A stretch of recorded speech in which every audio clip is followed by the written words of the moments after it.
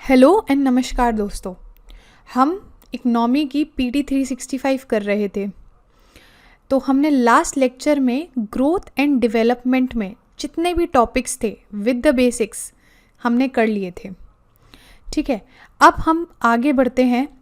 आगे हमें fiscal policy, यहाँ पे ये कुछ इम्पॉर्टेंट टॉपिक्स हैं जहाँ पे और भी बेसिक्स के बारे में हम बात करेंगे, प्लस जो भी इन आर्टिकल्स में डिटेल होगी उसको भी समझेंगे। बिल्कुल आपको टेंशन लेने की ज़रूरत नहीं है, खुद से ओवर एफर्ट डालने की ज़रूरत नहीं है। बस लेक्चर को अच्छे से सुनते जाओ और दिमाग में बिठाते जाओ। बस मैंने आपको गारंटी दी है कि आपको अगर इनमें से कोई भी क्वेश्चन फंसेगा यहाँ से तो आपको कोई भी प्रॉब्लम नहीं आएगी सॉल्व करने में। हम लेक्चर को स्टार्ट करें उससे पहले हम एक कोट देखते हैं जो कि आपके लिए काफ़ी इम्पॉर्टेंट है। Consistency is better than perfection. We can all be consistent, perfection is impossible. इसका क्या मतलब है? आप एक ही डायरेक्शन में चलते रहो, चलते रहो, चलते रहो, चलते रहो। ये मत सोचो कि रिज़ल्ट क्या होगा, या फिर ये मत सोचो कि हमें परफेक्शन हासिल करना है, मतलब मुझे सब कुछ आना चाहिए, एवरीथिंग शुड बी परफेक्ट। ऐसा नहीं होता है कभी भी। आप सिर्फ बेटर हो सकते हो डे बाय डे।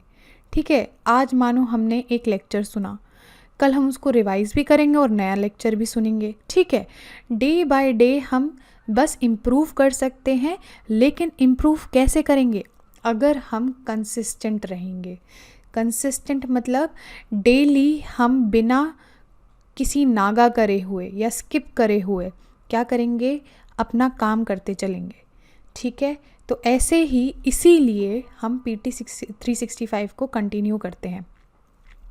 हमारा जो पहला टॉपिक है वो स्टेट फाइनेंसेस से रिलेटेड है। सबसे पहला है कि आरबीआई ने हाल ही में एक रिपोर्ट पब्लिश करी है। क्या नाम है इसका? State finances a state of budget of 2023 and 2024। अब इस रिपोर्ट की थीम क्या है? Revenue dynamics and fiscal capacity of Indian states.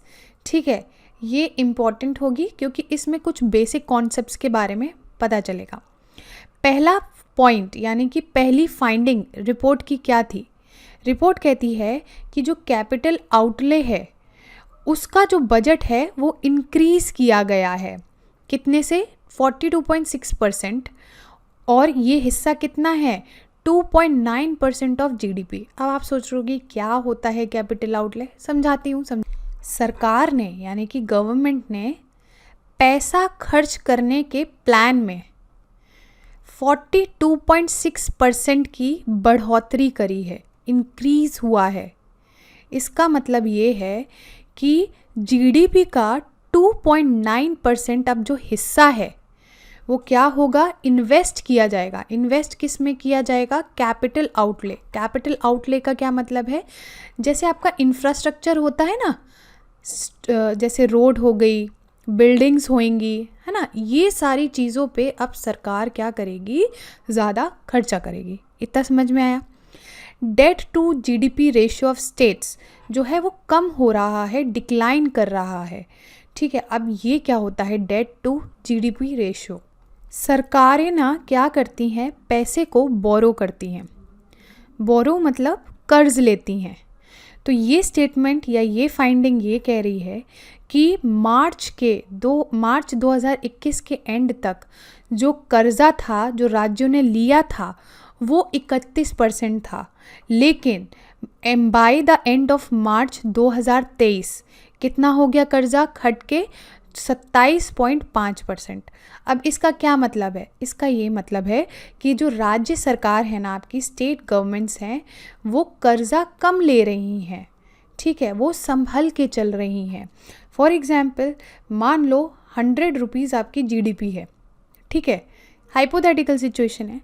तो इसमें से जीडीपी में से 31% जो है सरकार ने 31 रुपये मान लो, सरकार क्या कर रही है? बोरो कर रही है। ठीक है। तो अब ये 31 घट के कितना हो गया है 27.5, यानी कि आप कम कर्जा लोगे तो कम इंटरेस्ट भी पे करना पड़ेगा, उतना ही अच्छा होगा आपके लिए। समझ में आ रहा है। अब तीसरा पॉइंट क्या कह रहा है, states consolidated gross fiscal deficit to gross domestic product ratio declined from 4.1% in 2020-2021 to 2.8% in 2021 to 2022। अब इसका क्या मतलब हो, simple, gross fiscal deficit, fiscal deficit क्या होता है, यानी कि जो सरकारें हैं, ठीक है, उनका जो भी खर्चा है और उनकी जो इनकम है यानी कमाई, उसमें जो भी डिफरेंस होता है ना, उसको हम क्या कह देते हैं, फिस्कल डेफिसिट। ठीक है।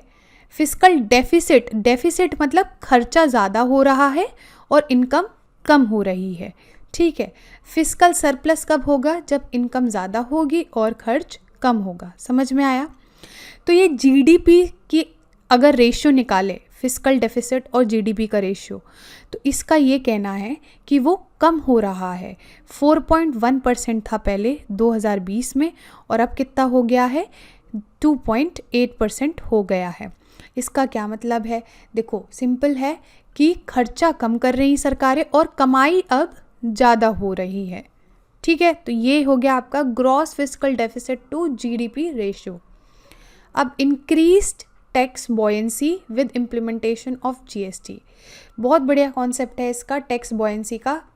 पहले हम ये स्टेटमेंट देख लेते हैं। स्टेटमेंट ये कह रही है कि जीएसटी जब से लागू हुआ है ना, इम्प्लीमेंट हुआ है, तो जो भी टैक्स कलेक्शन है वो क्या हो रहा है, इंक्रीज़ हो रहा है। ठीक है। अब ये टैक्स बॉयंसी क्या चीज़ है, देखो आपने नेशनल इनकम के बारे में तो सुना होगा, यानी कि देश की इनकम जो है, ठीक है, वो देश की इनकम कितनी ज़्यादा है with respect to what, with respect to tax का कलेक्शन। ठीक है। आपकी अगर नेशनल इनकम बढ़ती है, देश की इनकम बढ़ती है, तो आपका जो टैक्स का कलेक्शन है, टैक्स रेवेन्यू है, वो कितनी तेज़ी से बढ़ता है, इसको क्या कहते हैं हम, टैक्स बॉयंसी। अगर मान लो आपका जो टैक्स बॉयंसी है वो कितना है, 1 से ज़्यादा है, तो इसका क्या मतलब होगा, सिंपल सी बात है, इसका क्या मतलब होगा कि टैक्स का जो कलेक्शन है वो तेज़ी से बढ़ रहा है। ठीक, इतना समझ में आ रहा है। 1 से ज़्यादा क्या क्या मतलब है कि भैया जो भी टैक्स का कलेक्शन है वो ज़्यादा तेज़ी से बढ़ रहा है बजाय नेशनल इनकम के बढ़ने से। इतना समझ में आ रहा है। अब देखो एनके सिंह कमेटी, ये बहुत इम्पॉर्टेंट कमेटी है, इन्होंने बहुत सारे रिकमेंडेशंस दिए हैं। तो एक रिकमेंडेशन क्या है कि जो भी डेट टू जीडीपी रेशियो है, किसका, सेंटर और स्टेट का, वो 60% तक आ जाना चाहिए 2023 में। यानी कि जो भी सरकारें कर्जा लेती हैं, कर्जा यानी कि बोरो करती हैं विद रिस्पेक्ट टू जीडीपी, ठीक है, उसको हमें घटाना है। अब फॉर एग्जाम्पल बहुत अच्छे से हम इसको समझते हैं। मान लो यहाँ पे देखो, मान लो हमारा जीडीपी कितना है, जीडीपी है हमारा 100 रुपये, ठीक है, और हमने कर्जा, जैसे ये बोल रहे हैं ना 60 रुपये, तो जो 60 रुपये कर्जा लिया है, तो ये हमारा क्या हो गया, डेट टू जीडीपी रेशियो हो गया 60/100 × 100, यानी कि 60%। समझ में आया। तो इसमें से जो 60 रुपये है ना, 40 रुपये का कर्जा कौन लेगा, आपकी सेंटर, और 20 रुपये का कर्जा सारे स्टेट्स मिलाकर ही ले सकते हैं। इतना समझ में आया कि debt to GDP ratio, N K Singh committee क्या कह रही है, जो डेट टू जीडीपी रेशियो है स्टेट्स और सेंटर का, उसको हमें 60% तक लाना है 2023 के एंड तक, जिसमें से 40% किसका होगा, सेंटर का होगा, 20% किसका होगा, स्टेट का होगा। फिर कमेटी ने एक सजेशन दिया है कि भैया एस्केप क्लॉज को भी लेके आओ। एस्केप क्लॉज क्या होता है, मान लो जैसे अभी कोविड का समय आया था, एकदम नेशनल कैलामिटी आ गई थी, है ना, या फिर नेशनल सिक्योरिटी को कोई थ्रेट हुआ, कोई वॉर का टाइम आया, सुनामी आई है, कुछ भी आया, ठीक है, तो उस टाइम पे हो सकता है हमारा जो फिस्कल की विंडो है ना, कि भैया हमें इतना ही कर्जा लेना है, तो वो है ब्रीच हो सकती है। ठीक है, मान लो सरकारों ने लगा दिया कि 4.9% तक ही हम कर्जा ले सकते हैं, इससे ज़्यादा हमें टारगेट नहीं रखना है। तो लेकिन नॉर्मल डेज में तो हम इसके अंदर ही रहेंगे ब्रैकेट के, लेकिन ऐसा टाइम आएगा जब प्रॉब्लम क्रिएट होएगी, सरकारों को स्पेंडिंग करनी पड़ेगी, क्योंकि इतनी बुरी प्रॉब्लम आ गई थी जैसे कोविड के टाइम में। तब जो आपकी फिस्कल की विंडो है, फिस्कल है यानी कि बोरो जो भी करना पड़ेगा, उधारी करनी पड़ेगी, वो ज़्यादा हो सकती है। उसको क्या कहते हैं? Escape clause. समझ में आ रहा है? अब हम बात करते हैं स्टेट्स की कैपिटल एक्सपेंडिचर के ऊपर। मिनिस्ट्री ऑफ फाइनेंस, उसके अंडर एक डिपार्टमेंट आता है, डिपार्टमेंट ऑफ एक्सपेंडिचर। इन्होंने 56,415 करोड़ का कैपिटल इन्वेस्टमेंट अप्रूव कर दिया है 16 स्टेट्स के लिए। ये क्या है? एक तरीके का स्पेशल असिस्टेंस है स्टेट्स को for capital investment 2023-2024। Capital investment जैसे कि आप सब समझ पाते होंगे कि जो भी सरकार खर्चा करती है इंफ्रास्ट्रक्चर या कैपिटल बिल्ड करने पे, जैसे आपका रोड हो गया, स्कूल्स हो गए, ब्रिजेस हो गए, हॉस्पिटल्स हो गए, ये सब क्या है आपकी? ये सब आपका कैपिटल इन्वेस्टमेंट है। यानी कि आप कैपिटल में पैसा खर्चा कर रहे हो, जिससे क्या होगी? इकोनॉमी की ग्रोथ होगी। ठीक है, तो मिनिस्ट्री ऑफ फाइनेंस ने इतने 1,000 करोड़ कैपिटल इन्वेस्टमेंट देने का वादा किया है, किसको? 16 स्टेट्स को। ऐसी ही स्कीम पहले भी 2020 और 21 में भी ला चुके हैं, क्योंकि कोविड-19 की वजह से जो हमारी इकोनॉमी थी काफ़ी ज़्यादा स्लो डाउन हो गई थी, तो उसको बूस्ट करने के लिए हमें ये लाना पड़ गया था, है ना। कैपिटल इन स्पेंडिंग को बूस्ट करने के लिए ये लाए थे स्कीम। इस स्कीम के वैसे तो 8 पार्ट्स हैं, ठीक है। अभी हम और जानेंगे इसके बारे में, पहले ये समझ लो। To have a higher multiplier effect of capital expenditure, ये स्कीम क्यों है? जिससे मल्टीप्लायर इफेक्ट हम क्रिएट कर सके। मल्टीप्लायर इफेक्ट क्या होता है? चलो एग्जाम्पल की हेल्प से हम यहाँ पे समझ लेते हैं। मान लो ये स्लोप है, ठीक है, ये स्लोप है, ये स्नो की स्लोप है।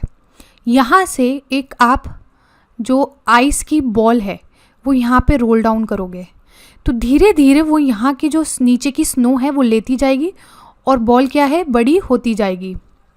ठीक है, तो ये क्या हो रहा है? ये मल्टीप्लायर इफेक्ट हो रहा है।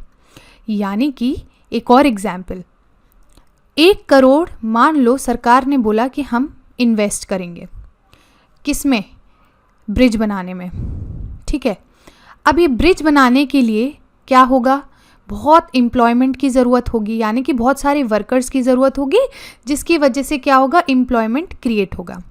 ठीक है, अब ये जो वर्कर्स काम करेंगे ना, ये क्या करेंगे? सामान को खरीदेंगे, उनके पास क्या आएगा? पैसा आएगा। तो ये पैसे से क्या करेंगे? कहीं ना कहीं कुछ ना कुछ चीज़ें कंज्यूम करेंगे, यानी कि दे विल बाय समथिंग। ठीक है, तो ये जो बाय कर रहे हैं इससे किसको फ़ायदा होगा? जो आपका शॉपकीपर होगा, है ना, उसको फ़ायदा होगा, उसका प्रॉफिट बढ़ेगा, प्लस वो इस भीड़ को अपना कंटेन करने के लिए और भी वर्कर्स रखेगा। तो ये क्या हो रहा है? आप सरकार ने सिर्फ 1 करोड़ इन्वेस्ट किया और इतना ज़्यादा मल्टीप्लाइंग इफ़ेक्ट हो रहा है, तो इसी को हम क्या कहते हैं? मल्टीप्लायर इफ़ेक्ट कहते हैं। ठीक है, तो ये जो स्कीम चलाई है सरकार ने, इससे क्या क्रिएट होएगा? मल्टीप्लायर इफेक्ट होगा कैपिटल एक्सपेंडिचर से। ठीक है, ये जो स्कीम है ना, इसमें 50 साल तक आपको लोन देने की ज़रूरत नहीं है, यानी कि इंटरेस्ट फ्री है। सेंट्रल सरकार से ये जो स्टेट्स हैं वो लोन लेंगे और इनको 50 साल तक कोई भी लोन देने की ज़रूरत नहीं है। तो टोटल सम कितना है? 1.3 lakh crore to the states ये देंगे। 8 पार्ट्स हैं। एक जो पहला पार्ट है उसका क्या नाम है? जनरल एलोकेशन, यानी कि ये जो डोमेन है काफ़ी बड़ा है, इसीलिए इसका जो एलोकेशन है वो भी काफ़ी ज़्यादा है। बाकी पार्ट्स कौन से हैं? ये सेक्टर स्पेसिफिक हैं, जैसे कि पार्ट 2 में बोला गया है कि इंसेंटिव देंगे अगर कोई ओल्ड व्हीकल्स स्क्रैप हो रही हैं, अर्बन प्लानिंग रिफॉर्म्स होंगे, ठीक है, financing reforms in urban local bodies, housing for police personal with in the police station area, जितने भी हैं इसमें क्या हो रहा है, सेक्टर स्पेसिफिक है, ठीक है। जो पहला वाला है वो जनरल एलोकेशन है, समझ में आ रहा है। अब देखो यहाँ पे हम ट्रेंड्स की बात कर लेते हैं कि कैपिटल एक्सपेंडिचर में क्या ट्रेंड्स हैं। कैपिटल एक्सपेंडिचर जो है ना आपका, वो पिछले साल और इस साल सेम रहा है। हालांकि फाइनेंशियल ईयर 2022 में थोड़ा बड़ा भी था, 29 ग्रोथ हुई थी 29% की, लेकिन अभी जो कैपिटल एक्सपेंडिचर है वो सेम ही है, ठीक है। और जो स्टेट की सरकारें हैं ना, स्टेट गवर्नमेंट्स, ये लोग क्या है ना, सब्सिडीज़ पे ज़्यादा पैसा इन्वेस्ट करती हैं। सब्सिडीज़ यानी कि वो ऐसे वादे कर देंगी कि भैया हम इलेक्ट्रिसिटी फ्री देंगे, हम फूड भी फ्री दे देंगे, ठीक है। तो ये जो पैसा है आपका सब्सिडीज़ में चला जाता है, एक्सपेंडिचर जो है सब्सिडीज़ में चला जाता है, और जो कैपिटल में इन्वेस्ट होना चाहिए वहाँ पे इन्वेस्ट नहीं हो पाता। तो जो सब्सिडीज़ हैं, एक्सपेंडिचर बाय द स्टेट जो एक्सपेंडिचर कर रहे हैं वो कैपिटल पे ना करके वो सब्सिडीज़ पे इन्वेस्ट कर रहे हैं, और ये तेज़ी से बढ़ रहा है। समझ में आया। कैपिटल एक्सपेंडिचर मैंने बता ही दिया है, जैसे school, college, hospitals, road, bridges, dam, railway lines, airport, सीपोर्ट्स वगैरह पे जो भी हमें स्पेंड करना है, सरकार को स्पेंड करना है, उसी को हम क्या कहेंगे, कैपिटल एक्सपेंडिचर। समझ में आ रहा है।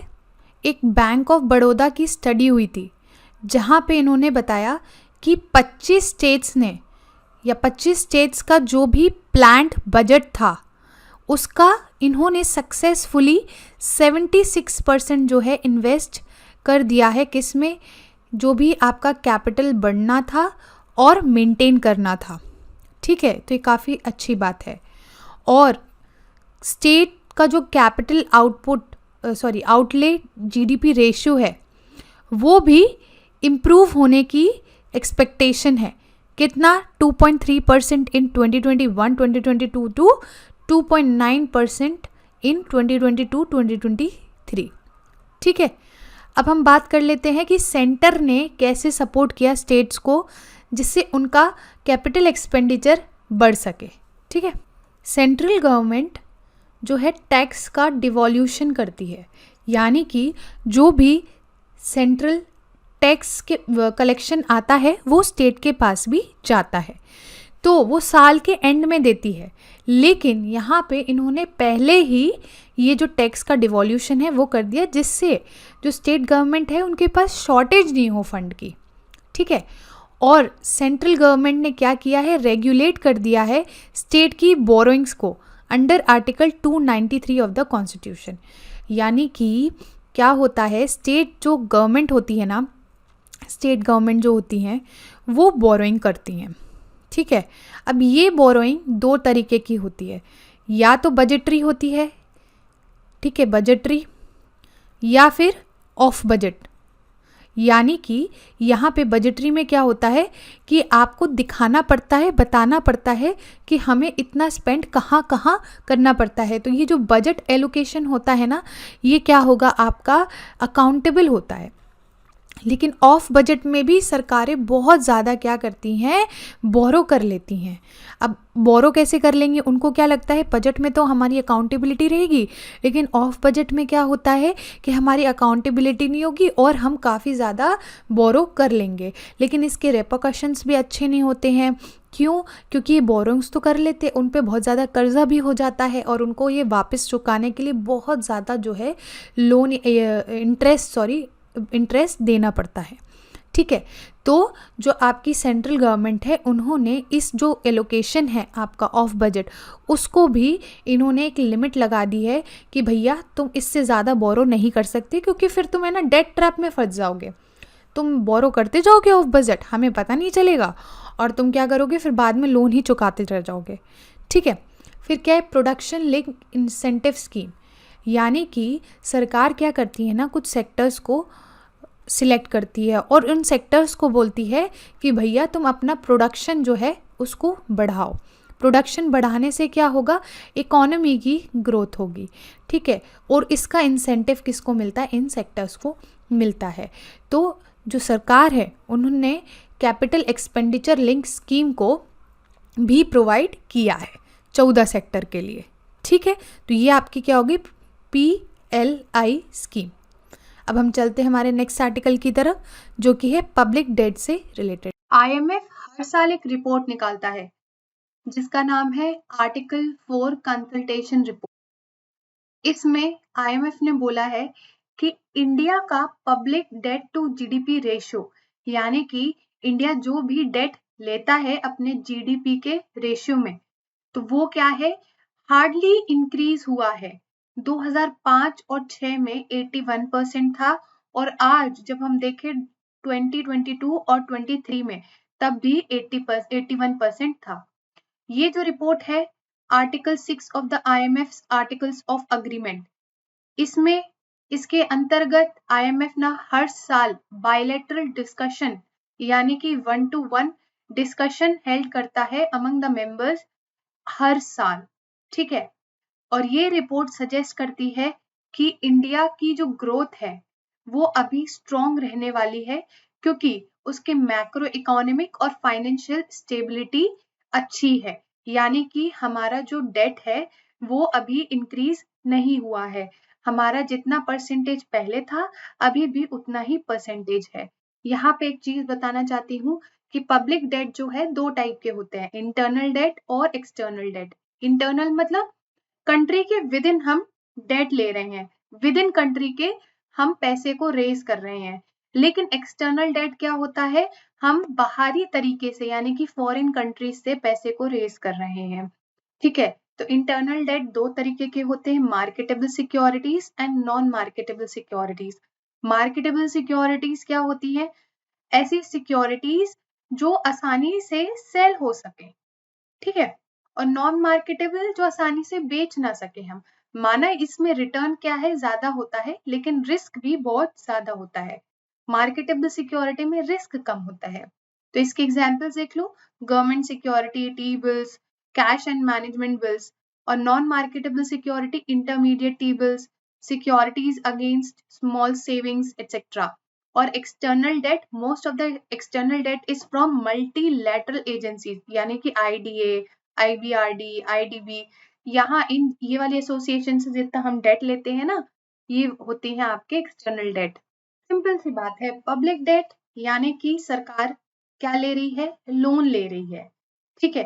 तो ये जो पब्लिक डेट है सरकार के ऊपर एक तरीके से क्या एक्ट करेगा, सरकार के लिए ये लाइबिलिटीज की तरह एक्ट करेगा, ठीक है। तो पब्लिक डेट क्या डिनोट करता है, liabilities payable by the central government. और इसका जो पैसा है कैसे सरकार चुकाएगी, कंसोलिडेटेड फंड ऑफ इंडिया से। ये जो प्रोविजन है किसके अंतर्गत आता है, आर्टिकल 292 ऑफ द कॉन्स्टिट्यूशन। इसको इंपॉर्टेंट है, इसको एज इट इज समझ लेना और रट भी लेना। करंट स्टेटस क्या है पब्लिक डेट का, अभी जो सेंट्रल गवर्नमेंट की बात करते हैं अगर हम, तो GDP, debt to GDP ratio इसका कितना है, 57.1% है, ठीक है। मार्च एंड 2023 की बात करते हैं तो। और अगर हम जनरल गवर्नमेंट डेट, यानी कि इसमें सेंट्रल गवर्नमेंट आ जाएगी, स्टेट गवर्नमेंट्स आ जाएंगी और यूनियन टेरिटरीज भी आ जाएंगी, ये टोटल डेट कितना है, 81%, ठीक है।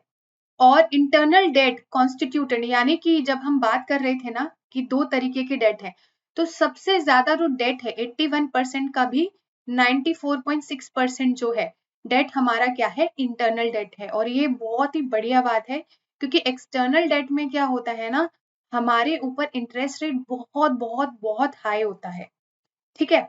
और हम डिपेंडेंट भी हो जाते हैं बाहरी देशों पे। अब देखो यहाँ पे रीजंस क्या है और इम्प्लीकेशंस क्या है हाई पब्लिक डेट के। रीजंस क्या है, सबसे बड़ी बात है कि ये ना फिस्कल स्टिमुलाई करना था, क्योंकि कोविड-19 पेंडेमिक के कारण इकोनॉमी काफी क्या हो गई थी, स्लो डाउन हो गई थी। तो अगर हमें इकोनॉमी को बूस्ट करना था तो सरकार को पैसा बाजार से उठा के इन्वेस्ट करना था। कहाँ पे? इंफ्रास्ट्रक्चर प्रोजेक्ट पे, है ना, कैपिटल इन्वेस्टमेंट करना था। हमने अभी पढ़ा था ना कैपिटल एक्सपेंडिचर। तो सरकार क्या, ये जो इन्वेस्टमेंट होता है उसको क्या कहते हैं? Fiscal stimuli. इससे क्या होगा? ऑब्वियसली बताया था मैंने अभी कि जॉब क्रिएट होती है ना, मार्केट में पैसा फ्लो होता है। तो ये एक तरीके का फिस्कल स्टिमुलाई होता है। इंडिया अपने इंफ्रास्ट्रक्चर प्रोजेक्ट पे भी बहुत ज्यादा पैसा खर्च कर रहा है, इसीलिए जो पब्लिक डेट है ये ज्यादा जा रहा है। प्लस सोशल वेलफेयर प्रोग्राम्स में भी बहुत ज्यादा इन्वेस्ट कर रहा है, और जो भी हमने डेट ले रखा है उस पे इंटरेस्ट भी तो जाता है ना, तो वो इंटरेस्ट भी अच्छा खासा है। तो यहाँ पे हाई पब्लिक डेट क्या है, ये रीजन हो जाते हैं। अब इसकी इम्प्लीकेशन क्या है? आपने ये तो समझ लिया क्यों पब्लिक डेट इतना ज्यादा है, लेकिन इसके रेपरकशंस या इम्प्लीकेशंस क्या क्या है? देखो, अगर हम ज्यादा पैसा उठाते हैं तो हमारा पैसा तो यहाँ चला जाता है कि इंटरेस्ट डेट को चुकाने के लिए, है ना, लेकिन फिजिकल रिसोर्सेज को लिमिट कर देता है। यानी कि बहुत सारी चीजें हैं जो हमने कमिट कर रखी हैं और बहुत इंपॉर्टेंट है, जैसे क्लाइमेट चेंज अडेप्टेशन। हमारा जो भी इंफ्रास्ट्रक्चर होना चाहिए वो भी सुनामी, अर्थक्वेक के हिसाब से होना चाहिए, और भी बहुत सारी चीजें होती हैं, है ना, ग्रीन ट्रांजिशन। तो ये सारी चीजें क्या हो जाती हैं, बैक सीट ले लेती हैं। क्यों? क्योंकि पहले हमारी बहुत सारी और भी दूसरी प्रायोरिटीज हो जाती हैं। प्लस जैसे मैंने अभी बताया कि हमने डेट ले तो दिया, लेकिन हमें इंटरेस्ट भी तो चुकाना होता है। तो हमारा जो इंटरेस्ट पेमेंट है बहुत ज्यादा हाई है। कितना है? जीडीपी के 5% तो हम क्या करते हैं, इंटरेस्ट पेमेंट करते हैं। Lead to crowding out effect. Crowding out effect यानी कि सरकार ने ही मार्केट से पूरा पैसा उठा लिया है, तो प्राइवेट कंपनीज क्या करेंगी बेचारी? प्राइवेट कंपनीज को कौन लोन देगा? प्राइवेट कंपनीज ले ही नहीं पाएंगी, तो वो इंफ्रास्ट्रक्चर या और भी जो कैपिटल इन्वेस्टमेंट है ना, इन्वेस्टमेंट के जो भी आपके प्रोजेक्ट्स हैं वहां पे इन्वेस्ट कर ही नहीं पाएगी। तो जो आपकी प्राइवेट कंपनीज है वो बाहर निकलती चली जाएंगी। इसी को क्या कहते हैं? Crowding out effect. ठीक है, तो ये क्या थे? इम्प्लीकेशंस थे। अब एक और चीज देख लो कि वर्ल्ड बैंक ना एक रिपोर्ट निकालता है हर साल, इसका नाम है इंटरनेशनल डेट रिपोर्ट IDR 2023। और रिपोर्ट क्या कहती है? रिपोर्ट कहती है कि 122 लो एंड मिडिल इनकम कंट्रीज का भी हमने एनालिसिस किया है। किस चीज़ का? एक्सटर्नल डेट से रिलेटेड। अब ये क्या एनालिसिस है? यहाँ पे इन्होंने क्या दिया है, कुछ पॉइंट्स दिए हैं। इन्होंने बोला है कि जो डेट है अभी बहुत ज़्यादा हाई है, यानी कि पहले कभी भी इतना हाई डेट नहीं हुआ था लो एंड मिडिल इनकम कंट्रीज़ का, जो कि अब है। कितना है टोटल? अगर हम लो एंड मिडिल इनकम कंट्रीज़ 122 जितनी भी हैं, अगर हम टोटल निकालें तो $443.5 बिलियन है। ठीक है। डेट सर्विस कॉस्ट, ये कहते हैं कि इंटरेस्ट रेट बहुत ज़्यादा बढ़ रहे हैं और एक्सचेंज रेट जो मूवमेंट है वो भी अनफेवरेबल है। इंडिया का जो डेट सर्विस है 2% है किसकी? GNI, यानी कि gross national income in 2022।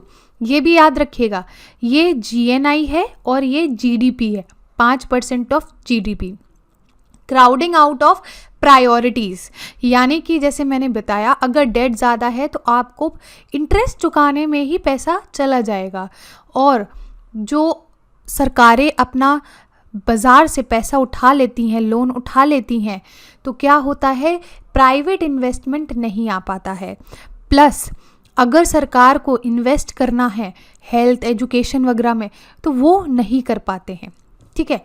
Outflow of money, यानी कि टाइटर मॉनेटरी पॉलिसी के कारण, टाइटर मॉनेटरी पॉलिसी यानी कि जब हमारे पास डेट ज़्यादा हो जाता है तो RBI क्या करता है, RBI लोन को महंगा कर देता है। तो इसी कारण क्या होता है, इन्वेस्टर्स जो हैं वो दूसरी एडवांस्ड कंट्रीज यानी कि डेवलप कंट्रीज़ पे शिफ्ट कर जाते हैं, जैसे कि US, यूरोपियन बॉन्ड मार्केट्स में। समझ में आया? अब हम बात कर लेते हैं ऑफ बजट बोरोइंग। मैंने पहले भी बताया था कि ऑफ बजटरी बोरोइंग क्या होता है, थोड़ा सा डिटेल में यहाँ पे हम समझ लेते हैं। क्या है कि OBB, पहले हम ये समझते कि OBB क्या है। जैसे मैंने आपको बताया 2 तरीके की बोरोइंग्स होती हैं, एक होती है बजटरी, ठीक है, और एक होती है ऑफ बजटरी। तो बजट में क्या होता है, ऐसी बोरोइंग्स, ऐसे लोन्स दिखाना होता है जो बजट में हो, बजट से लिए गए हों, यानी कि ये आपके अकाउंटेबल होते हैं। ऑफ बजट क्या होते हैं, ऑफ बजट यानी कि आपको दिखाना नहीं पड़ेगा, आप उसके लिए अकाउंटेबल नहीं होंगे, ठीक है, सरकारें अकाउंटेबल नहीं होंगी, लेकिन इसका जो इंटरेस्ट पेमेंट है वो कहाँ से जाता है, यहीं से ही जाता है, बजट से ही जाता है, ठीक है। और ये सरकारें ना डायरेक्ट नहीं लेती होती हैं लोन, ये सरकारें किसी और कंपनीज के थ्रू, अपनी ही अदर इंस्टीट्यूशंस के थ्रू क्या करती हैं, पैसे उठाती हैं। तो यहाँ पे यही लिखा है कि ऐसी बोरोइंग्स हैं, ऑफ बजट बोरोइंग्स, जो कि बजट में रिफ्लेक्ट नहीं की जाती हैं, ठीक है, चाहे बजट रिसोर्सेज इसका यूज़ हो रहे हैं, मतलब जो भी रीपेमेंट करनी है ना, हमने लोन लिया है तो रीपेमेंट करनी होगी तो बजट रिसोर्सेज का ही इस्तेमाल होता है, ठीक है। इसी जो OBB होती हैं आपकी, ऑफ बजटरी जो भी आपकी होती हैं, लोन्स होते हैं, उसके लिए ना क्या होता है कि वो फिस्कल इंडिकेशन में पार्टिसिपेट नहीं होते हैं, यानी कि जैसे मैंने बताया बजट में अकाउंटेबिलिटी सेट होती है, लेकिन ऑफ बजट में क्या होगा, अकाउंटेबिलिटी नहीं होगी। तो आपका जब फिस्कल इंडिकेशन निकाला जाएगा तो ये काउंट नहीं होगा, तो ये क्या हो जाएगा, एक तरीके से आपका धोखा है ना। क्यों, आपने तो दिखा दिया कि भैया हमने बजट के अकॉर्डिंग क्या किया है, बोरोइंग्स ली हैं, लेकिन एक्चुअली बहुत बड़ी बोरोइंग्स तो यहाँ छूट रही हैं, तो ये जो फिस्कल इंडिकेशन है वो एक तरीके से फॉल्स हो जाएगा। और जैसे मैंने बताया कि डायरेक्ट सरकारें नहीं लेती हैं, ये पब्लिक इंस्टीट्यूशंस लेते हैं, जैसे loan by FCI for paying food subsidy bill. हालांकि इस प्रैक्टिस को डिसकंटिन्यू कर दिया गया है। अब हम बात करते हैं कि रीजंस क्या है कि सरकार को ऑफ बजट बोरोइंग करनी पड़ती है, ठीक है। देखिए, fiscal deficit targets FRBM act के अंतर्गत ये कहते हैं कि सरकार के पास, चाहे वो सेंट्रल हो और स्टेट्स हो, ठीक है, या यूटीज़ की सरकारें हों, आप टोटल मिला के 60% ऑफ GDP का बोरोइंग की लिमिट लेके आओ, ठीक है, और जिसमें से जो 40% है वो किसका हो, 40% हो आपका सेंट्रल का और 20% हो किसका, आपका स्टेट्स का, ठीक है। तो सरकारें क्या करती हैं स्टेट वाली कि ऑफ बजट बोरोइंग के चक्कर में या फिर ऑफ बजट बोरोइंग को एक तरीके से रेस्क्यू मान लेती हैं, जिससे वो फिस्कल डेफिसिट टारगेट के अंतर्गत भी रहें और इस चीज़ को बाईपास कर सकें, ठीक है। और आर्टिकल 293 क्लॉज 3 संविधान का हमारा ये कहता है कि मान लो अगर स्टेट्स बोरो कर रहे हैं बहुत ज़्यादा, एक लिमिट के ज़्यादा, या तो फिर ऐसी जगह से लोन ले रहे हैं जहाँ सेंटर आपका क्या है, गारंटर हो, तो भैया आपको क्या लेनी पड़ेगी, सेंटर की कंसेंट लेनी पड़ेगी। तो इस चीज़ को अवॉइड करने के लिए भी जो राज्य सरकारें हैं वो क्या ले लेती हैं, OBB ले लेती हैं, ठीक है। और सेंट्रल ग्रांट्स को अवॉइड करने के चक्कर में, यानी कि जो सेंट्रल ग्रांट्स मिलती है ना, उनमें क्या हो जाता है, काफ़ी डिले हो जाता है, तो पैसा आ नहीं पाता है राज्य सरकारों के पास। तो इसीलिए इस पाथ को अवॉइड करने के लिए ये लोग OBB प्रेफर करते हैं। लेकिन इसके बहुत ज़्यादा इम्प्लीकेशंस हैं। क्या इम्प्लीकेशंस है, भैया तुमने लोन तो ले लिया है लेकिन लोन चुकाना भी तो पड़ेगा, तो इस चक्कर में, चुकाने के चक्कर में ये लोग क्या करते, और लोन ले लेते हैं। तो इस चक्कर में ये लोग एक बहुत ही खतरनाक विशियस साइकिल में फंस जाते हैं, यानी कि डेट ट्रैप में फंस जाते हैं, ठीक है। और अकाउंटेबिलिटी भी इनकी बहुत ज़्यादा अफेक्ट हो जाती है। कौन कौन से मेथड्स हैं, national saving scheme, government fully service bond है एक तरीके के OBB, डोमेस्टिक या फॉरेन मार्केट बोरोइंग से, और भी बहुत सारे तरीके हैं आपके ऑफ बजट बोरोइंग के। इतना आर्टिकल समझ में आ रहा है। अब हमारा नेक्स्ट आर्टिकल जो है वो करंट अकाउंट डेफिसिट से रिलेटेड है। अब ये तो ना बिल्कुल ही स्टैटिक पोर्शन से कनेक्टेड है, एकदम स्टैटिक, तो ये आपको आना भी चाहिए। नहीं भी आता तो बिल्कुल घबराने की ज़रूरत नहीं है। हम यहाँ पे PT को बिल्कुल बेसिक लैंग्वेज में डिस्कस कर रहे हैं और प्योर कॉन्सेप्ट्स के साथ, बिल्कुल प्योर कॉन्सेप्ट्स। यहाँ पे आपको कोई भी डाउट नहीं रहेगा, ठीक है। तो यहाँ पे हम पहले ये भी समझ लेंगे कि कैड क्या होता है और कैपिटल अकाउंट क्या होता है, इनके कौन कौन से टाइप्स होते हैं, सारी चीज़ें हम देख लेंगे। कैड यानी कि करंट अकाउंट डेफिसिट जो है वो वाइडन हो गया था Q1 ऑफ फाइनेंशियल ईयर 2024। कितना हो गया था? पहले था $1.3 बिलियन, फिर हो गया था $9.2 बिलियन। ये काफ़ी ज़्यादा बड़ा गैप है, यानी कि बहुत ज़्यादा बढ़ गया था। लेकिन फिर बाद में डिक्लाइन हो गया to 1% of GDP in Q2। ठीक है। अब सबसे बड़ी बात यह है कि बैलेंस ऑफ पेमेंट होता क्या है। सिंपल आपको कुछ चीज़ें नोटिस करनी है, मैंने अलग अलग कलर में उसको हाईलाइट कर दिया जिससे आप इसको समझ पाओ। बैलेंस ऑफ पेमेंट होता है transactions in goods services and assets, यानी कि कोई भी गुड्स सर्विसेज या फिर असेट्स या तो आप एक्सपोर्ट कर रहे हो या फिर इंपोर्ट कर रहे हो। ठीक है। या तो देश से बाहर जा रही हैं या फिर देश के अंदर आ रही हैं। किस किस के बीच में? Residents of country with the rest of the world. ठीक है। Residents of country with the rest of the world for a specified time period, typically a year. एक साल के अंदर अगर एक देश के लोग ट्रांजैक्शन कर रहे हैं गुड सर्विसेज और असेट्स का, और विद इन द कंट्री मतलब आउटसाइड द कंट्री हो रहा है with the rest of the world, तो ये क्या हो जाएगा? आपका बैलेंस ऑफ पेमेंट। कंफ्यूज बिल्कुल नहीं होना, बस इतना समझ लो कि गुड्स सर्विसेज असेट्स का क्या हो रहा है, ट्रांजैक्शन हो रहा है, रेसिडेंट्स कर रहे हैं उस कंट्री के बहुत सारे और अदर कंट्री के साथ, तो with in a specified time period में, तो क्या होता है? वो बैलेंस ऑफ पेमेंट होता है। ठीक है। करंट अकाउंट आपका क्या होता है? करंट अकाउंट ऐसा समझ लीजिए, मान लीजिए एक हाउस होल्ड है। ठीक है। कुछ ना कुछ कमाता तो होगा, अर्निंग होगी, तो इनकम कैसे होगी? एक तो वो अपना जो ट्रेड कर रहा है, ठीक है, एक्सपोर्ट कर रहा है या जो भी कर रहा है उसकी इनकम है।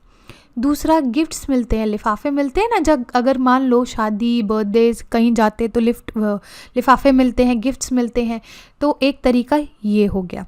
ठीक है। ऐसे में अगर और भी देखो, इस हाउस होल्ड में कोई बच्चा है जो बाहर नौकरी कर रहा है, तो उससे भी पैसे कहीं ना कहीं से आते होंगे। तो ये सारी चीज़ें क्या हो गई आपकी, यहाँ पे इनकम जनरेट हो रही है। फिर आपकी स्पेंडिंग भी होती है। स्पेंडिंग कैसे? मान लो दवाई का खर्चा है, ग्रॉसरीज का खर्चा है ना, ये सारे खर्चे क्या हो गए आपके स्पेंडिंग्स। इन दोनों में जो भी डिफरेंस आएगा, मान लो इनकम आपकी हो गई 100 रुपये टोटल, ये सब कुछ मिला के, स्पेंडिंग हो गई 50 रुपये, तो जब आप 100 - 50 करोगे तो 50 क्या होगा आपका? करंट अकाउंट सरप्लस होगा, यानी कि आप अभी पॉजिटिव में हो। क्यों? क्योंकि इनकम अभी आपकी स्पेंडिंग से ज़्यादा है। लेकिन यही अगर आपकी स्पेंडिंग 100 रुपये है और इनकम 50 रुपये है, तो यानी कि आप कितने हो? माइनस में हो, आप पे अभी कर्जा है। ठीक है। ट्रांसफ़र पेमेंट, जैसे मैंने बताया कि अगर आप किसी से गिफ्ट्स लेते हो, रेमिटेंसेस आते हैं, गिफ्ट्स आते हैं, ग्रांट्स आते हैं, तो ये सारे आपके क्या होते हैं? ट्रांसफ़र पेमेंट, यानी कि वन साइडेड होते हैं, आपको इनको लौटाने की ज़रूरत नहीं है। ठीक है। कैपिटल अकाउंट क्या होता है? अब ये हाउस होल्ड के पास इतनी इनकम हो गई कि ये सोच रहा है कि भैया अब तो कुछ कहीं इन्वेस्ट किया जाए, या तो शेयर मार्केट ले लेते हैं, है ना, या फिर हम कोई जगह ले लेते हैं, है ना, ऐसे सोचते हैं ना हम जब हमारे पास पैसा हो जाता है। तो बस ये ही चीज़ क्या होता है? Capital account. अगर कोई भी इंटरनेशनल परचेजेस हो रहे हैं या बेचा जा रहा है असेट्स को, जैसे money, stock, bonds, for a specific time, तो ये क्या हो जाता है आपका? Capital account. इतना समझ में आ रहा है? अब जो करंट अकाउंट है 2 हिस्सों में डिवाइड होता है, विजिबल और इनविजिबल। विजिबल कैसे? कोई भी कमोडिटी का अगर हम ट्रेड करते हैं, गुड्स जैसे crude oil, cars, mobile, computer, gold, ये सब आपके क्या हो जाते हैं? विजिबल। इनविजिबल सर्विसेज होती हैं, सर्विसेज दिखाई नहीं देती है ना, तो सर्विसेज, अगर हमने कोई शेयर्स या कुछ डिविडेंड हमको मिल रहा है, इंटरेस्ट डिविडेंड, हमने किसी को लोन दिया था, है ना, खैर लोन इसमें नहीं आता है, लोन कैपिटल अकाउंट में आता है। मान लो कोई भी हमने इन्वेस्ट किया है तो उसमें जो भी इंटरेस्ट आ रहा है वो भी इसमें काउंट होगा। ट्रांसफर्स आपको पता ही है, रेमिटेंसेस, गिफ्ट्स हो गए, डोनेशंस हो गए, वन टाइम होता है, एक ही डायरेक्शन, वन डायरेक्शन में, ठीक है। कैपिटल अकाउंट क्या होता है? कैपिटल अकाउंट वही जैसे मैंने बताया, इन्वेस्टमेंट करना, FDI, FII, ठीक है। लोन, अगर सरकारें लोन दे रही हैं या फिर लोन ले रही हैं तो ये कैपिटल अकाउंट का ट्रांजैक्शन होता है, ठीक है। बैंक अकाउंट जैसे NRIs वगैरह खोलते हैं ना, तो ये सारी चीज़ें आपकी कैपिटल अकाउंट में आती है। आई होप बहुत ही ईजी लैंग्वेज में क्लियर हो रहा होगा और आपका रिविजन भी हो रहा होगा स्टैटिक पोर्शन से। अब रीज़न क्या है कि इंडिया का कैट बहुत ज़्यादा बढ़ गया है? हायर ट्रेड डेफिसिट, यानी कि इम्पोर्ट्स बढ़ रहे हैं और एक्सपोर्ट्स डिक्रीज़ हो रहे हैं, इनकम कम हो रही है और आपका स्पेंडिंग ज़्यादा हो रही है। सर्विस रेसिप्ट डिक्लाइन, हमारे इंडिया का जो एक बहुत स्ट्रेंथ है वो क्या है? सर्विस, यानी कि सर्विस में हम क्या रहते हैं? सरप्लस रहते हैं। तो अब ये जो सरप्लस है ना वो डिक्लाइन हो रहा है, यानी कि हमारा जो सर्विसेज हैं वो कम हम एक्सपोर्ट कर पा रहे हैं। क्यों? क्योंकि कंप्यूटर एक्सपोर्ट नहीं कर पा रहे हैं, ट्रैवल लोग कम कर रहे हैं, बिजनेस सर्विसेज कम दे रहे हैं हम, तो इस कारण क्या हो रहा है? हमारी सर्विसेज रेसिप्ट्स डिक्लाइन कर रही हैं। Impact of global factors, global growth जो है काफ़ी स्लो चल रही है, इसकी वजह से इंडिया का एक्सपोर्ट ओरिएंटेड सर्विस भी बहुत ज़्यादा इफ़ेक्ट हो रही है और रेमिटेंसेस भी इफ़ेक्ट हो रहे हैं, जिसकी वजह से कैड आपका क्या हो रहा है? इंक्रीज़ हो रहा है, ठीक है। राइजिंग ऑयल प्राइसेस, अगर आपको पता है हम ऑयल क्या करते हैं? इंपोर्ट करते हैं, तो इंपोर्ट अगर बढ़ रहा है यानी कि हमारी स्पेंडिंग बढ़ रही है तो क्या होगा? कैड को इफ़ेक्ट करेगा, सिंपल बात है। FDI डिक्लाइन, यानी कि अगर FDI इन्वेस्टमेंट हमारे पास कम आ रहा है तो क्या होगा आपका? तब भी कैड इफ़ेक्टेड होगा। अब ये इंक्रीजिंग कैड से प्रॉब्लम क्या होती है? देखो, एक इकोनॉमिक सर्वे 2021-2022 ने ये बोला, अगर कैड हमारा GDP के 2.5% से 3% रहता है तब तो भैया इंडिया मेंटेन कर लेगा, इसमें कोई दिक्कत नहीं है। इंडिया को फिर ज़रूरी नहीं है कि हमें मतलब हालत ख़राब हो जाए चुकाने में वो लोन को, लेकिन अगर इससे ज़्यादा हुआ तो बहुत सारे रेपरकशंस होंगे। कौन कौन से रेपरकशंस होंगे? कि जो फॉरेन इंस्टीट्यूशनल इन्वेस्टर्स हैं वो यहाँ से चले जाएंगे, यानी कि जैसे हमने ऊपर बात करी थी ना कि दूसरी डेवलप्ड कंट्रीज़ में चले जाते हैं जहाँ पे बहुत ज़्यादा सिक्योरिटी होती है, अच्छे रिटर्न्स मिलते हैं, तो ये लोग चले जाएंगे। एक्सचेंज रेट, यानी कि अगर बहुत लंबे टाइम तक करंट अकाउंट डेफिसिट काफ़ी बढ़ता रहा तो ये ग्लोबल जो हमारी करेंसी की ग्लोबल डिमांड है उसको रिड्यूस कर देगा, which can lead to free fall in currency, यानी कि हमारी करेंसी और ज़्यादा डी वैल्यू होती चली जाएगी, ठीक है। इन्फ्लेशन काफ़ी बढ़ जाएगा, बहुत चीज़ें महंगी होने लगेंगी। इतना समझ में आ रहा है? पेमेंट इम्बैलेंसेस हो जाएंगे, जैसे आपने कई बार सुना है BOP क्राइसिस के बारे में। एशियन फाइनेंशियल क्राइसिस हुआ था 1997 के दौरान, और अभी हाल फिलहाल श्रीलंका में भी आपने काफ़ी क्राइसिस सुने होंगे कि बहुत सारे फूड में प्राइस राइस हो गया था, काफ़ी इन्फ्लेशन बढ़ गया था, लोगों को लाइनों में लगना पड़ गया था, है ना। तो BOP क्राइसिस आ गए थे, काफ़ी श्रीलंका की सरकार ने काफ़ी लोन उठाया, है ना। तो ये सब क्या है? पेमेंट इम्बैलेंसेस हो गए थे। नेक्स्ट आर्टिकल क्या है हमारा? डेटेड सिक्योरिटी से रिलेटेड। अभी डेटेड सिक्योरिटी हमने ऊपर भी देखी थी कि दो तरीके की हैं, क्या? मार्केटेबल और क्या है? नॉन मार्केटेबल, ठीक है। मार्केटेबल हमने पढ़ा था, एक तो G-Secs होते हैं, है ना, गवर्नमेंट सिक्योरिटीज़ होती हैं, टीबल्स होते हैं, ये सारी क्या होती है? मार्केटेबल, यानी कि आप उसको बेच सकते हो। नॉन मार्केटेबल यानी कि उसको बेचना ना आसान नहीं होता है, और इसमें बल्कि नॉन मार्केटेबल में रिटर्न्स अच्छे मिलते हैं, इसमें मार्केटेबल में क्या है? रिटर्न्स अच्छे नहीं मिलते लेकिन फिर भी सिक्योर होती हैं ये। तो सेंटर ने डिसाइड किया है कि हम $6.55 ट्रिलियन जो है वो बोरो करेंगे मार्केट से for the second half of the ongoing financial year. यानी कि इस साल हम अब क्या करने वाले हैं, इतने बोरो करने वाले हैं पैसे फ्रॉम द मार्केट। इसको क्या कहते हैं, मार्केट बोरोइंग। ठीक है, अब GSEC होते क्या है, गवर्नमेंट सिक्योरिटीज़ होती क्या है, ये ट्रेडेबल इंस्ट्रूमेंट है, यानी कि हम इनको खरीदा और बेच सकते हैं, जो कि सेंट्रल सरकार भी इशू करती है और स्टेट गवर्नमेंट भी इशू करती है। ठीक है, अब जैसे मान लीजिए ये कागज़ है, अब सरकार को पैसे की ज़रूरत पड़ी तो सेंट्रल सरकार की एग्जाम्पल ले लेते हैं, सेंट्रल गवर्नमेंट ने इशू कर दिया कि भैया हम 100 रुपये उधार लेना चाहते हैं, तो तुम ये पर्ची पकड़ो और हमें 100 रुपये दे दो। तो हम क्या करेंगे, हमने सरकार को 100 रुपये दे दिए। ठीक है, अब सरकार ने इसमें हमें ये लिख के दिया कि हम तुम्हें हर साल 5% इंटरेस्ट देंगे इस 100 रुपये पे, यानी कि हर साल हमें 5 रुपये एक्स्ट्रा मिलेंगे। हमारे 100 रुपये तो मतलब वो रहेंगे, सिक्योर रहेंगे सरकार के पास, लेकिन हमें हर साल क्या मिलेंगे, 5 रुपये एक्स्ट्रा मिलते रहेंगे। ठीक है, हाफ ईयरली के बेसिस होता है, यानी कि GSEC में जो हमें इंटरेस्ट मिलेगा वो 6 महीने में मिलेगा, यानी कि 2.5 रुपये 6 महीने मिलेगा और अगला 2.5 रुपये अगले 6 महीने में मिलेगा। इतना समझ में आ रहा है? तो ये आपकी क्या होती है, गवर्नमेंट सिक्योरिटीज़ होती हैं। अब क्योंकि इसमें ना सरकारों की अंडरटेकिंग होती है कि भैया हमें तुम दे दो, हम तुम्हें कितने सालों में, पर्टिकुलर साल, जैसे इसमें रेंज होती है 5 साल से 40 साल के लिए इशू किया जाता है, हम इतने सालों तक तुमको इंटरेस्ट देते रहेंगे, बाकी तुम अपने 100 रुपये 5 साल के बाद कभी भी निकाल सकते हो। ठीक है, तो इसमें क्या हो गया, आपकी जो अमाउंट है, प्रिंसिपल अमाउंट, वो तो बची प्लस आप इंटरेस्ट के और मजे ले रहे हो। ठीक है, ये होता है आपका गवर्नमेंट सिक्योरिटीज़।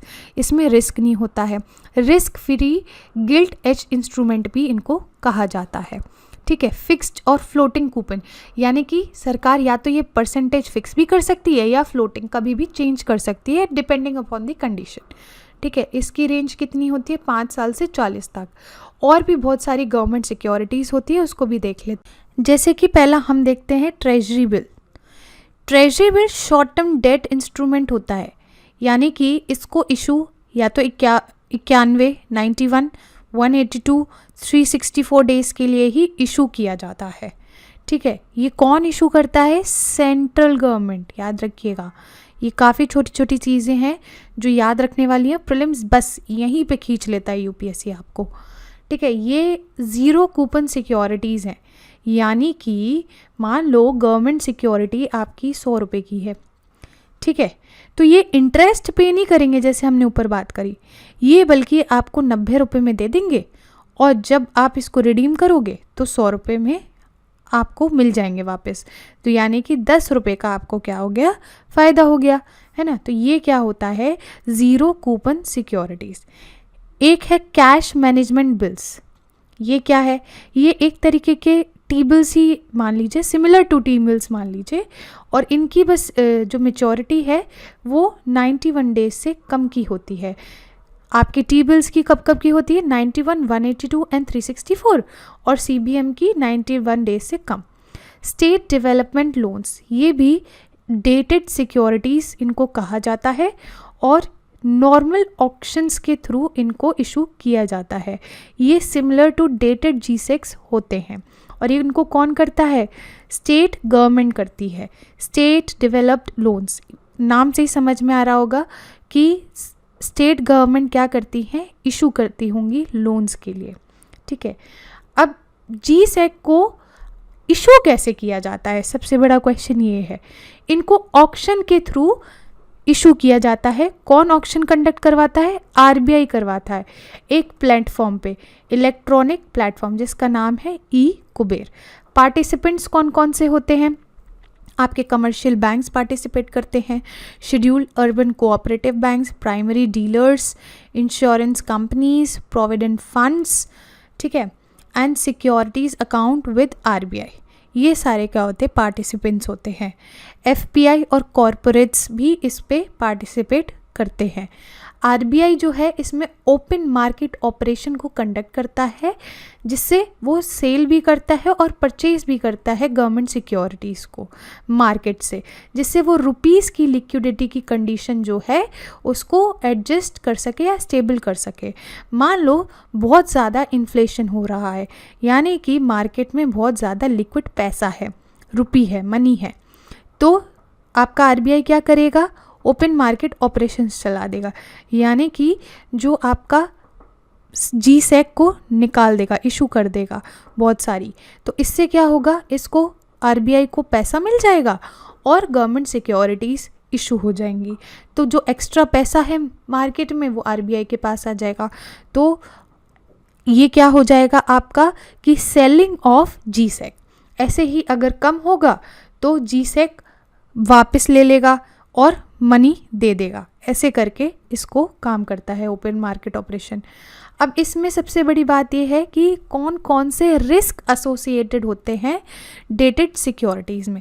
सबसे पहला है आपका मार्केट रिस्क। देखो एग्जाम्पल की हेल्प से समझते हैं, बिल्कुल इजी लैंग्वेज में। मान लो आपने एक स्कूटर खरीदी, ठीक है, स्कूटर कितने में खरीदी, 100 रुपये में, ठीक है। अब आप इस स्कूटर को बेचना चाहते हो, लेकिन मार्केट में अब स्कूटर चल नहीं रही है, अब स्केट बोर्ड्स आ गए हैं, तो सब लोग क्या चाहते हैं कि हम भैया स्केट बोर्ड खरीदे, स्कूटर ना खरीदे। तो आपको मजबूरन क्या होगा, स्कूटर को बेचना पड़ जाएगा 50 रुपये में। तो आपको क्या हो गया, 50 रुपये का चूना लग गया। तो मार्केट रिस्क होता है, यानी कि अपन ने जी सैक या तो आरबीआई ने जी सैक निकाल तो दिए, लेकिन हो सकता है अब जो कस्टमर्स हैं वो जी सैक के लिए मिल नहीं रहे हों, क्योंकि आरबीआई ने और भी दूसरी तरीके के जी सैक निकाल दी जिसमें इंटरेस्ट जो है काफ़ी ज़्यादा मिल रहा है। इसमें मान लो पहले जो जी सैक निकाले थे उसमें 5% मिल रहा है, इसमें 6% मिल रहा है। तो जो लोग हैं वो अट्रैक्ट कहाँ होंगे, इधर की तरफ, ठीक है, जो 6% ज़्यादा रिटर्न दे रहा है। तो ये क्या हो गया आपका मार्केट रिस्क। अब री इन्वेस्टमेंट रिस्क क्या होता है। मान लो एक गवर्नमेंट सिक्योरिटी इशू हुई, ठीक है, 100 रुपये की आपने ली और सरकार ने बोला भैया हम तुमको 5% देंगे।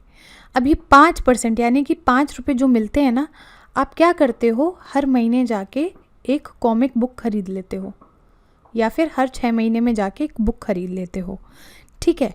तो ये क्या हो गया, आप कहीं ना कहीं अपने जो इंटरेस्ट आ रहा है उससे आपको री इन्वेस्ट कर रहे हो। लेकिन कभी एक ऐसा दिन आ जाए कि इस बुक के जो रेट हैं वो बढ़ जाएं, यानी कि जो आपको इंटरेस्ट मिल रहा है ना उससे अब आप री इन्वेस्ट नहीं कर पा रहे हो, यानी कि जो आपका जी सैक हो गया वो क्या हो रहा, अब सस्ता पड़ गया है, ठीक है, बाकी चीज़ें महंगी हो गई हैं, यानी कि जो आपका यील्ड है वो डिक्रीज़ हो गया है, ठीक है। तो ये क्या हो गया, री इन्वेस्टमेंट रिस्क हो गया। अब बात करते हैं लिक्विडिटी रिस्क। मान लो आपने एक जी सैक खरीद लिया 100 रुपये का, अब ये आप बेचना चाहते हो लेकिन आप बेच नहीं पा रहे हो, क्यों, मार्केट में डिमांड नहीं है, क्योंकि आपकी तरह और भी जो जी सैक होल्डर हैं वो भी बेचना चाह रहे हैं। तो क्या हो रहा है, आप इसको कैश में कन्वर्ट नहीं करवा पा रहे हो। तो लिक्विडिटी रिस्क, यानी कि आपका तो पैसा फंस गया है ना, ये जी सैक लेके आप बेच भी नहीं पा रहे हो और आप इसको पैसे में कन्वर्ट भी नहीं कर पा रहे हो। तो ये हो गए आपके 3 तरीके के रिस्क जो कि एसोसिएट होते हैं डेटेड सिक्योरिटीज़ में। आई होप आपको इतना समझ में आ रहा हो। अब हम बात करते हैं बॉन्ड यील्ड की। आरबीआई ना ओपन मार्केट ऑपरेशंस के थ्रू क्या सेल करता है, गवर्नमेंट सिक्योरिटीज़ को सेल करता है, ठीक है, जो कि किस चीज़ को ट्रिगर करता है, बॉन्ड यील्ड के प्राइस को ट्रिगर करता है। अब ये बॉन्ड यील्ड क्या होता है, सपोज करो आपके पास 10 रुपये का कूपन है, ठीक है, लेकिन आप एक टॉय शॉप में जाते हो, लेकिन आपका मन क्या करता है, यार मुझे टॉय ख़रीदना नहीं है, लेकिन आपका दोस्त क्या चाहता है कि मैं टॉय ख़रीदना चाहता हूँ। तो आप क्या करोगे ना, इसको ₹9 का जो ये 10 रुपये का कूपन है ना, इसको अपने दोस्त को 9 रुपये में दे दोगे, ठीक है, और आप कहोगे कि जाओ ये जो आपका 10 रुपये का टॉय है उसको ख़रीद लो। तो आपके दोस्त को फ़ायदा हो गया ना 1 रुपये की, यानी कि उसके पास तो 9 रुपये का था, लेकिन उसको फ़ायदा क्या हो गया, 1 रुपये का फ़ायदा हो गया। ठीक है, अब ऐसे ही मान लो आरबीआई इशू करता है बहुत सारे जीसेक। नॉर्मली क्या होता है, आपको इंटरेस्ट मिलेगा इसमें, है ना, और जब आपको सेल करना होगा तो आपको उतने ही पैसे वापस मिल जाएंगे, नॉर्मली ये होता है। लेकिन एक कंडीशन ऐसी मान लीजिए कि आरबीआई ने बहुत सारे जो हैं जीसेक निकाल दिए अलग अलग वैरायटी के, तो अब ये जिसमें आपको ये 10 रुपये वाला जो था उसमें इंटरेस्ट अच्छा नहीं मिल रहा है, तो आरबीआई क्या करेगी, आरबीआई बोलेगी कि अच्छा अब हम जो ये जीसेक है 9 रुपये में दे रहे हैं, लेकिन इंटरेस्ट उतना ही मिलेगा। यानी कि जब हम 10 रुपये का बेच रहे थे तो हम 5% इंटरेस्ट दे रहे थे, लेकिन अब हम 9 रुपये का बेच रहे हैं तो भी ये ही वाला इंटरेस्ट रहेगा। ठीक है, तो इंटरेस्ट में तो कोई फ़र्क नहीं आया, लेकिन पैसे में आ गया। क्यों, आपको जो फेस वैल्यू उसके डिस्काउंटेड रेट में मिल गया और ये तो आपको मिल ही रहा, यानी कि आपका जो यील्ड है वो बढ़ गया, प्रॉफिट जो है वो बढ़ गया है। अगर आरबीआई या कोई भी जीसेक सस्ती होती है, गवर्नमेंट सिक्योरिटी का प्राइस गिरता है, तो क्या होगा, आपका यील्ड बढ़ेगा। ठीक है, इतना समझ में आ रहा। सपोज करो बहुत सारी गवर्नमेंट सिक्योरिटीज़ इशू हो गई, तो पुराने वाले में कोई भी इंटरेस्टेड नहीं था, तो सरकार ने क्या बोला या आरबीआई ने क्या बोला कि भैया हम इसका ना प्राइस घटा दे रहे हैं और इंटरेस्ट उतना ही क्या उतना रहेगा, तो यील्ड तो बढ़ जाएगा ना। प्राइस कम होने पे यील्ड बढ़ेगा और प्राइस ज़्यादा होने पे यील्ड घटेगा। तो ये क्या हो गया, आपका बॉन्ड यील्ड और प्राइस में बहुत बड़ा संबंध हो गया, इन्वर्सली रिलेशन होता है ये। अब हम बात कर लेते हैं जीएसटी की। 50th जीएसटी काउंसिल की मीटिंग हुई थी, तो उसमें ऑनलाइन गेमिंग, हॉर्स रेसिंग और कसिनोज पे 28% का जीएसटी लगाने का डिसाइड हो गया है। जो ये 28% जीएसटी लगेगी ना, ये एंट्री फीस पे लगेगी। यानी कि अगर आप ऑनलाइन गेमिंग की एंट्री करते हो, लॉगिन करोगे और गेम स्टार्ट करोगे, तो कुछ ना कुछ अमाउंट पे करना पड़ेगा, जैसे 200 रुपये या 1000 रुपये जो भी होगा अमाउंट, तो उस पर 28% जो भी लगेगा वो कहाँ जाएगा, सरकार के पास जाएगा।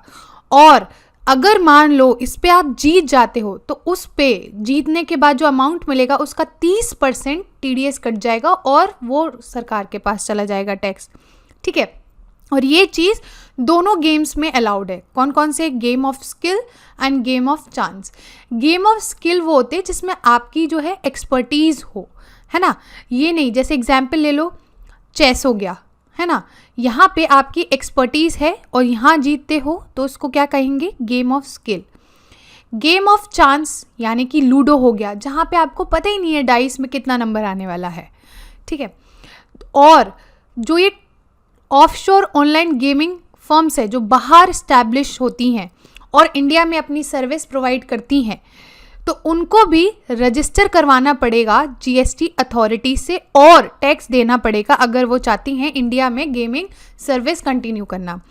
ये जो आपका प्रोविज़न है, इसको अमेंडमेंट के थ्रू इंटीग्रेटेड जीएसटी एक्ट में 2017 में लाया गया था।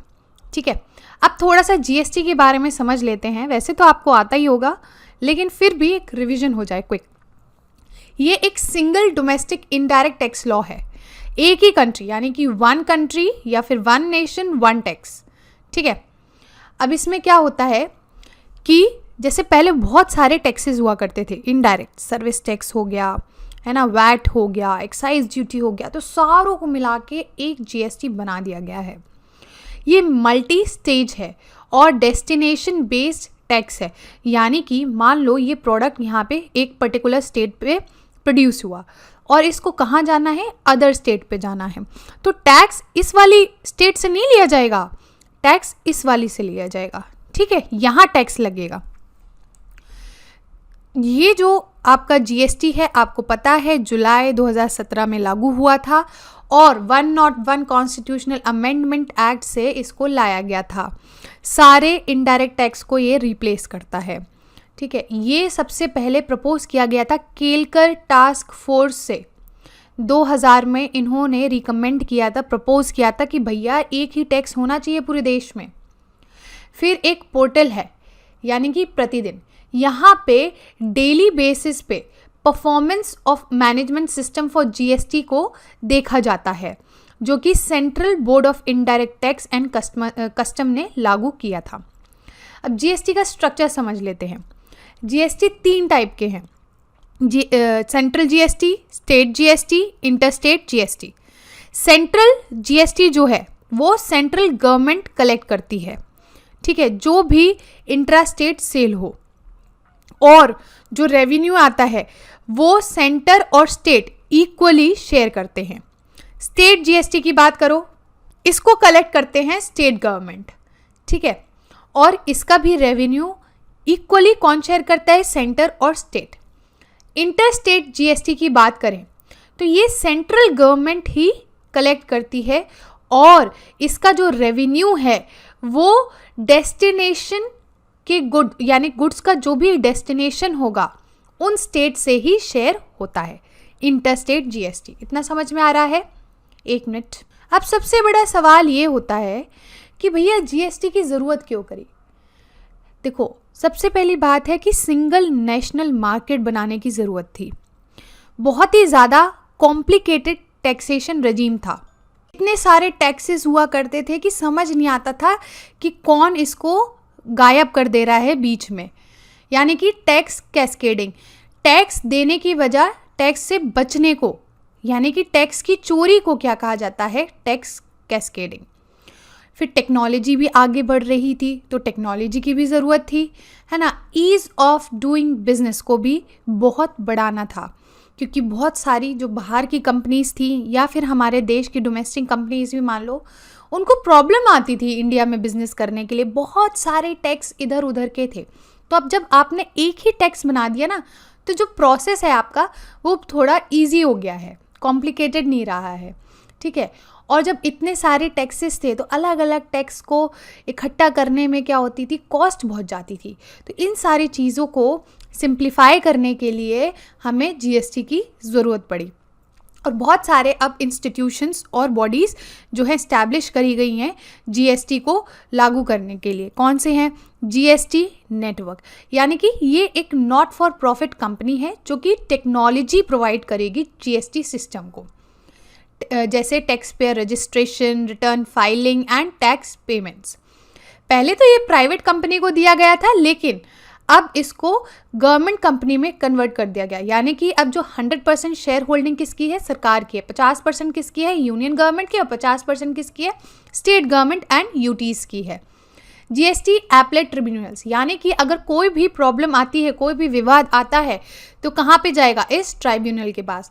तो ये जो है एक स्टैट्यूटरी बॉडी है under the act, central GST act 2017, और ये फोरम ऑफ सेकेंड अपील है। तो फर्स्ट अपील कौन सा हुआ, फर्स्ट अपील आपकी एपलेट अथॉरिटी या रिविजनल अथॉरिटी होती है।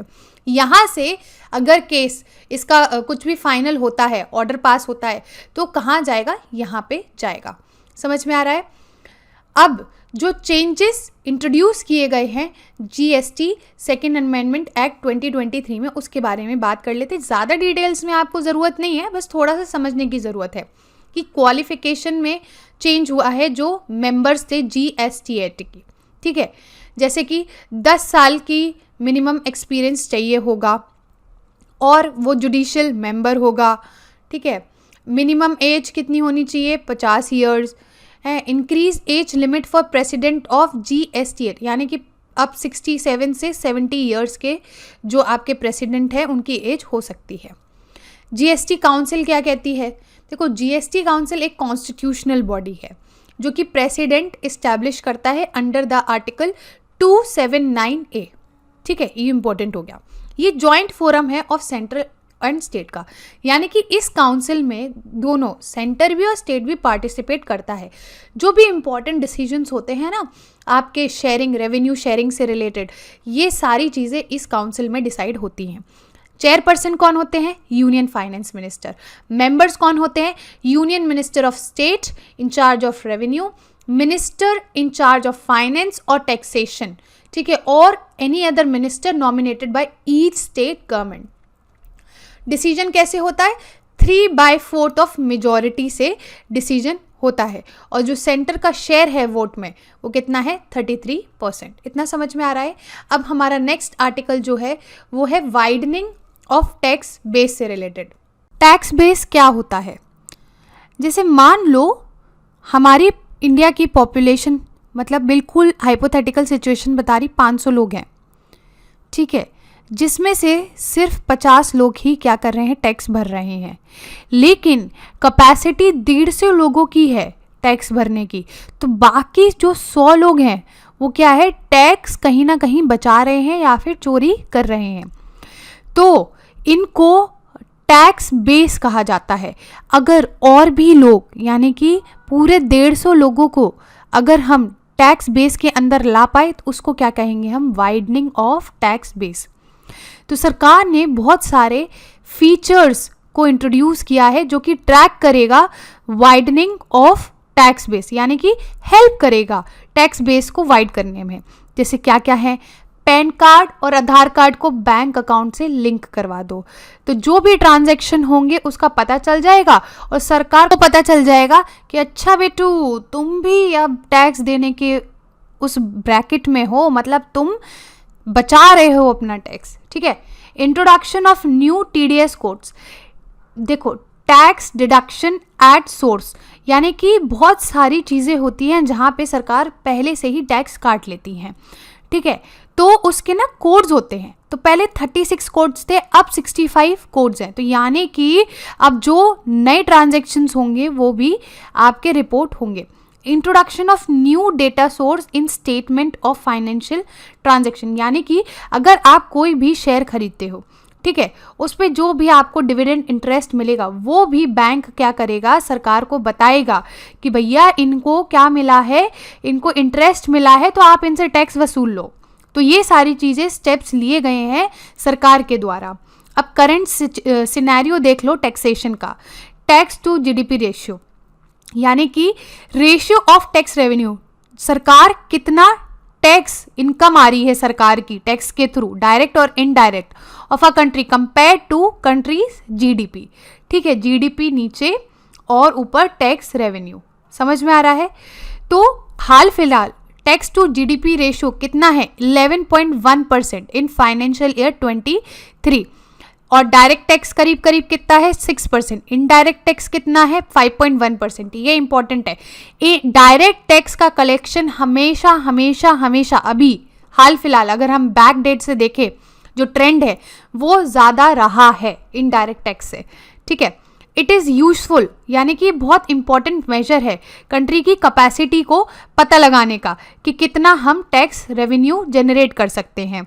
अगर टैक्स टू जीडीपी रेशियो आपका कम होता है तो ये क्या इंडिकेट करेगा कि आपकी इकोनॉमिक ग्रोथ में स्लो डाउन है। अब देखो, आपका इनकम टैक्स का जो रिटर्न है ना वो भी फाइल होता है। जैसे 5.3% ऑफ द टोटल पॉपुलेशन अभी इनकम टैक्स रिटर्न फाइल करती है।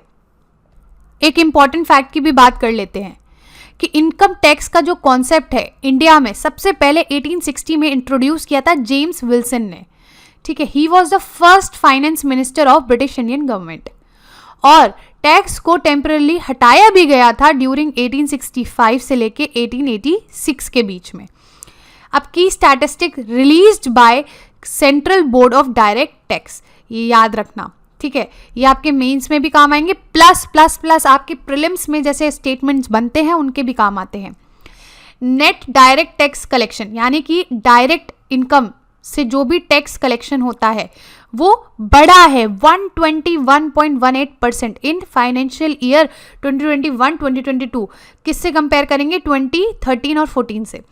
Direct tax to GDP ratio वो भी बड़ा है, फ्रॉम 5.62 से 5.97, यानी कि करीब करीब 6%, जो हमने ऊपर बात करी थी। डायरेक्ट टैक्स बोयंसी वो 2.52 हाईएस्ट थी पिछले 15 सालों में। अब आप सोच रहे हो कि डायरेक्ट टैक्स बोयंसी क्या होती है, ठीक है।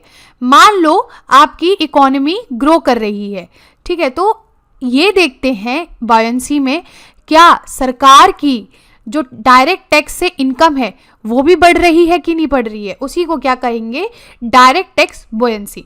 यानी कि जब इकोनॉमी ग्रो कर रही है तो सरकार की डायरेक्ट टैक्स से जो इनकम है वो भी बढ़ रही है। समझ में आया? अब रीज़न जान लेते हैं कि लो टैक्स बेस क्यों है, क्यों कम लोग टैक्स जमा करते हैं।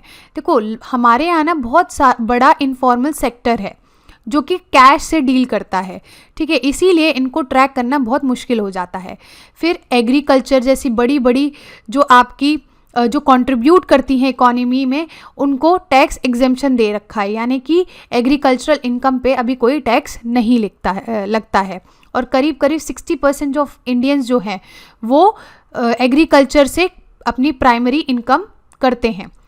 High incidence of tax litigation, यानी कि कोर्ट में बहुत सारे पेंडिंग केसेस हैं टैक्स लिटिगेशन के, करीब करीब 5 लाख केसेस, और टेक्निकल एक्सपर्टीज़ नहीं है, रिसोर्सेज नहीं है। तो ये सारी चीज़ें आपकी रीज़न है लो टैक्स बेस का। अब हम बात कर लेते हैं एंजल टैक्स। इससे पहले मैं आगे की बात करूं, पहले मैं थोड़ा सा समझा देती हूँ कि एंजल टैक्स होता क्या है। मान लो आपको एक बेकरी शॉप खोलनी है, ठीक है, तो बेकरी शॉप खोलने के लिए आपको कुछ चीज़ों की ज़रूरत है, जैसे शुगर की ज़रूरत है, ठीक है, फ्लावर की ज़रूरत है, और भी मशीन्स की ज़रूरत है, बहुत सारी चीज़ों की ज़रूरत है, लेकिन आपके पास पैसा नहीं है। तो ये पैसा कौन देगा आपको? इन्वेस्टर पैसा देगा। समझ में आया? तो ये जो इन्वेस्टर होगा एक तरीके का आपका एंजल इन्वेस्टर होगा। अब इतना समझ में आया? अब क्या होता है ना, मान लो आपकी बेकरी नई खुली है और उसकी वर्थ कितनी है? 1 लाख, यानी कि अगर आप इसको बेचने जाओगे तो वो 1 लाख रुपए में बिकेगी। तो ये जो एंजल इन्वेस्टर है ना, अपना टैक्स बचाने के चक्कर में इसकी वैल्यूएशन बढ़ा देगा, बोलेगा भैया हम तुम्हें 1.5 लाख देंगे और तुम अपने जो कंपनी के शेयर्स है वो मुझे दे दो, ठीक है। ऐसे तो है नहीं कि भैया एंजल इन्वेस्टर इसको इन्वेस्ट कर देगा और कुछ नहीं लेगा बदले में इसके शेयर्स लेता है, बेकरी में अपनी हिस्सेदारी लेता है। तो अगर मान लो 1 लाख की वर्थ है और वो इन्वेस्टर 1.5 लाख दे रहा है क्योंकि टैक्स बचाने के चक्कर में, तो ये क्या हो जाएगा? आपका फ्रॉड हो जाएगा। तो सरकार क्या करती है, अगर तुमने ये ओवर वैल्यूएशन लगाई है, यानी ओवर वैल्यूएशन कितने की हुई? 50,000 की हुई, तो सरकार इस पे भी टैक्स लेगी। तो उसको क्या कहेंगे हम? एंजल टैक्स कहेंगे। तो यहाँ पे मिनिस्ट्री ऑफ फाइनेंस ने प्रपोज किया है एंजल टैक्सेशन में चेंजेस, और कुछ फॉरेन एंटिटीज़ को एग्जेम्प्ट कर दिया है इस टैक्स प्रोविजन में। ये जो एंजल टैक्स है वो 2012 में इंट्रोड्यूस हुआ था, और ये सिंपल सी बात है, ये टैक्स लेवी किया जाता है capital raised bye unlisted companies. Listed और अनलिस्टेड कंपनीज जैसे आपको पता होना चाहिए, कुछ कंपनीज जो हैं बहुत बड़ी हो जाती हैं और उनको शेयर मार्केट में लिस्ट कर दिया जाता है, ठीक है। उनके लोग क्या करते हैं? शेयर खरीदने लगते हैं। और कुछ कंपनीज जो अभी इतनी बड़ी नहीं होती हैं, छोटी होती है, तो उनको क्या कहा जाता है? Unlisted companies. इनका सिंपल ऑब्जेक्टिव है कि भैया इनको डरा के रखो कि तुम जो पैसा बचा रहे हो ना, ये सही बात नहीं है। नेक्स्ट आर्टिकल है हमारा ऑफिशियल स्टैटिस्टिक्स से। Ministry of statistic and programme implementation, यानी कि मॉस्पी, इन्होंने एक ड्राफ्ट को फॉर्मुलेट किया जिसका नाम है national policy on official statistic. ये जो आपकी पॉलिसी है ये रीइंफोर्स करती है United nation fundamental principles of official statistic, जो कि इंडिया ने अडॉप्ट किया था 2016 में, ठीक है। तो ये इसकी कैरेक्टरिस्टिक्स अभी बाद में बात करते हैं, पहले ये समझ लो कि की थ्रस्ट एरियाज कौन कौन से हैं। यानी कि इंटीग्रेटेड डेटा सिस्टम को हमें क्रिएट करना है और इनोवेशन हब होना चाहिए, यानी कि आर्टिफिशियल इंटेलिजेंट टाइप की चीज़ें और टेक्नोलॉजीज़ का इस्तेमाल होना चाहिए।